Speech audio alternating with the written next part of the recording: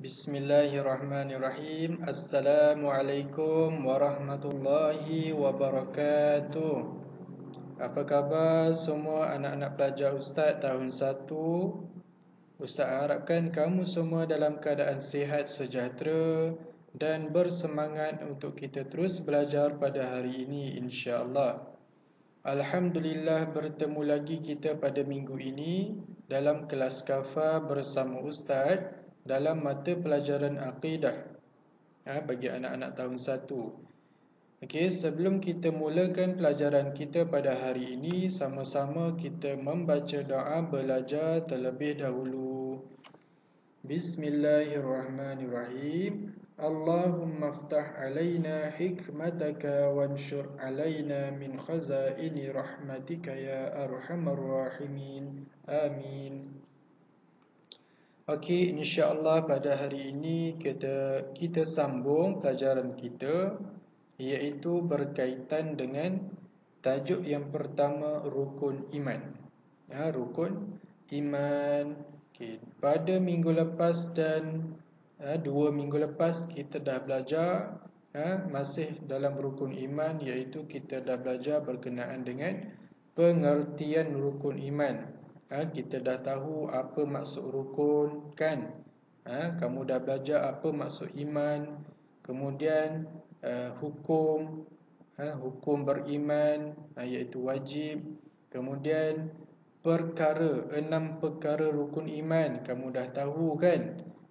Ustaz dah bagi lagu pada minggu lepas. Kamu dah ingat belum? Okay, Ustaz harapkan kamu ingatlah. Kemudian kamu dah tahu tentang dalil tentang suruhan Allah, Allah Ta'ala suruh kita percaya tentang rukun iman. Okay. Kemudian pada hari ini kita sambung pada unit yang kedua dalam tajuk kefahaman rukun iman. Okay. Kefahaman rukun iman. Okay. Dalam unit yang kedua, iaitu kefahaman rukun iman ini, okay, kita akan belajar tentang yang pertamanya, ciri-ciri orang yang beriman dengan rukun iman. Okay. Hari ini kita akan belajar untuk tajuk ini, dan tajuk yang kedua iaitu kepentingan beriman dengan rukun iman. Okay, kita tengok yang pertama. Okay, Ustaz harapkan kamu semangat untuk kita belajar pada hari ini. Okay, dan bersedia untuk kita terus belajar pada hari ini. Okay, kita tengok tajuk yang pertama, iaitu ciri-ciri orang yang beriman dengan rukun iman. Okay, maksud ciri-ciri ini adalah macam mana kita nak menjadi orang yang beriman dengan rukun iman, orang yang percaya dengan keenam-enam rukun iman, iaitu tentang Allah, malaikat, kitab, rasul, hari kiamat, qada dan qadar. Jadi macam mana kita nak menjadi orang yang percaya tentang keenam-enam rukun iman tadi? Okey, kita tengok yang pertama, iaitu kita kena mengakui. Kita kena mengaku sepenuhnya dengan hati dan lidah. Okey, kita kena mengaku sepenuhnya dengan hati kita dan lidah kita. Okey, sebagaimana yang kita dah belajar, maksud iman itu ialah kita kena menyatakan dalam hati. Kita kena percaya dalam hati.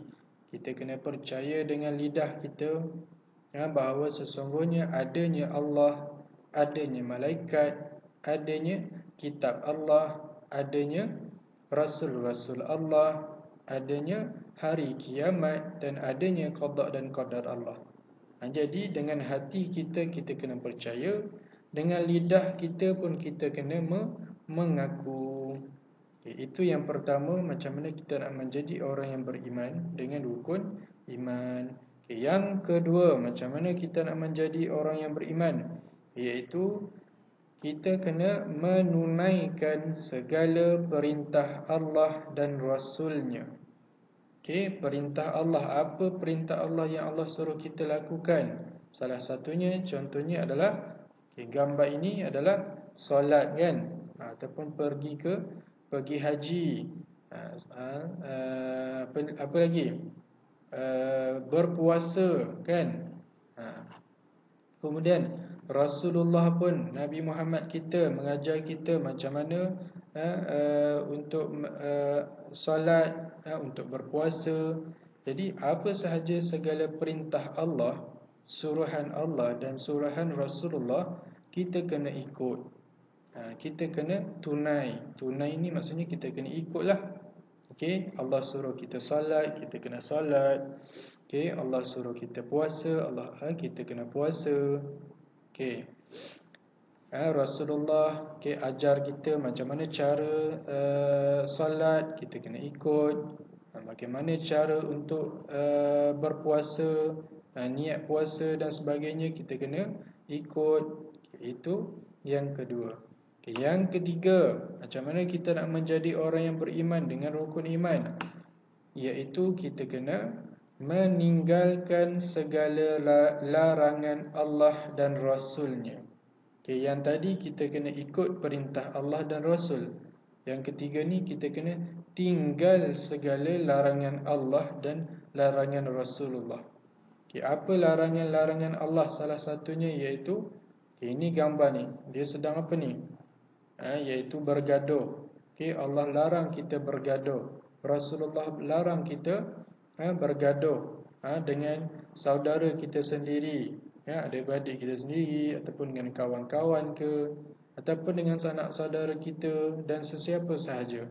Jadi apabila Allah larang dan Rasulullah yang larang, kita kena tinggalkan. Kita jangan buat, kita jangan ikut. Kita jangan buatlah. Okey. Contoh lagi apa larangan Allah, iaitu mencuri, kan. Apa lagi? Berbuat jahat. Jadi semua itu kita jangan buat, tinggalkan. Okey. Itu maksudnya. Jadi ketiga-tiga ini adalah ciri-ciri kita nak menjadi orang yang beriman dengan rukun iman. Okey.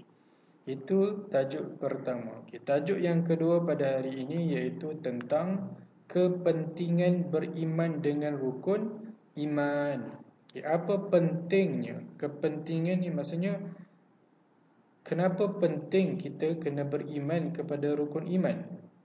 Okey, apa pentingnya? Kita tengok apa pentingnya, iaitu yang pertama, hanya menyembah Allah yang Maha Esa. Okey, kita percaya dengan rukun iman hanyalah untuk kita sembah Allah, sujud kepada Allah, iaitu solat. Kita kena percaya Allah. Kenapa kita kena percaya Allah? Supaya kita dapat menyembah Allah. Kita kena sujud kepada Allah, sebab Allah itu Tuhan kita, kita hamba-Nya. Okey, itu kepentingan yang pertama. Yang kedua iaitu kita kena taat perintah Allah. Segala perintah Allah kita kena taat. Taat ni maksudnya kita kena ikut. Perintah Allah ataupun suruhan Allah. Allah suruh kita solat, puasa, pergi haji, membayar zakat, buat baik dan sebagainya, kita kena ikut. Itu kepentingan. Ketiganya apa kepentingan? Iaitu bersyukur segala nikmat Allah. Segala atas nikmat Allah. Nikmat Allah ni maksudnya apa sahaja yang Allah beri kepada kita. Contohnya nyawa, kan. Apa lagi yang kita rasa seronok, itu adalah nikmat. Iaitu contohnya nyawa. Masa-masa kita hidup ni, kita seronok, adanya ibu, adanya ayah, adanya adik-beradik, adanya kawan-kawan, adanya rumah, kan, adanya cikgu-cikgu dan sebagainya. Jadi kita kena bersyukur. Bersyukur ni maksudnya kita berterima kasih kepada Allah dengan ucapan apa? Alhamdulillah. Okey. Kemudian apa pentingnya kita beriman dengan rukun iman? Iaitu yang keempat, kita kena redha dengan ketentuan Allah.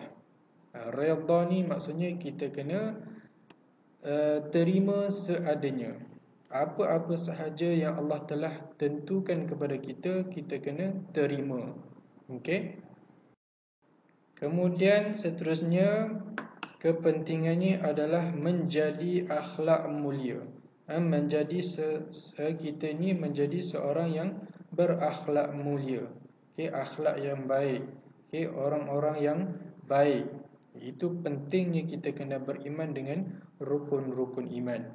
Okey, akhlak kita menjadi akhlak kita mulia ataupun baik, kan? Okey. Kemudian seterusnya, dirahmati dan dikasihi Allah. Okey, Allah sayang kita. Rahmat ni maksudnya sayanglah, dan juga dikasihi maksudnya sayang juga, kasih kita. Okey, bila kita percaya tentang rukun iman, kita percaya tentang Allah, malaikat, kitab, rasul, hari kiamat, qada dan qadar tu, kita rasa Allah akan sayang kita. Kita rasa kita rasa seronoklah maksudnya. Okey, Allah sayang kita. Okey, kita rasa seronok je dalam beribadah kepada Allah, dalam mengenali sifat-sifat Allah. Okey kan? Jadi semua tentang rukun iman, bila kita percaya, Allah akan sayang kita. Okey. Jadi keenam-enam ini adalah pentingnya kita beriman rukun iman. Jadi keenam-enam ini adalah kepentingan.